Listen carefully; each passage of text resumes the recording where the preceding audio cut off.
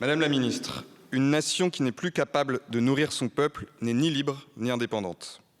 Particulièrement aujourd'hui, notre souveraineté alimentaire est stratégique.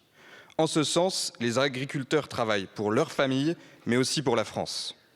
Comment peut-on ainsi tolérer que l'OFB vienne armé dans leurs exploitations? Quel est ce pays qui traite ainsi ceux qui le servent? Répondre à la crise des agriculteurs est une urgence pour eux-mêmes, mais également pour la France. Il faut donc y répondre dès maintenant pour qu'ils ne meurent pas, car c'est bien de cela qu'il s'agit.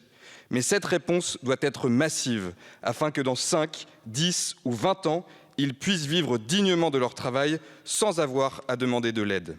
Ça ne fait pas plaisir aux agriculteurs de manifester. Leur appel est celui d'un peuple qui ne veut pas mourir.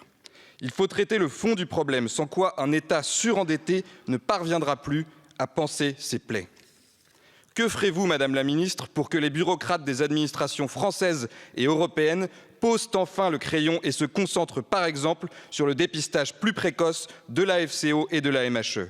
Sans cela, les agriculteurs seront encore en crise à l'automne prochain.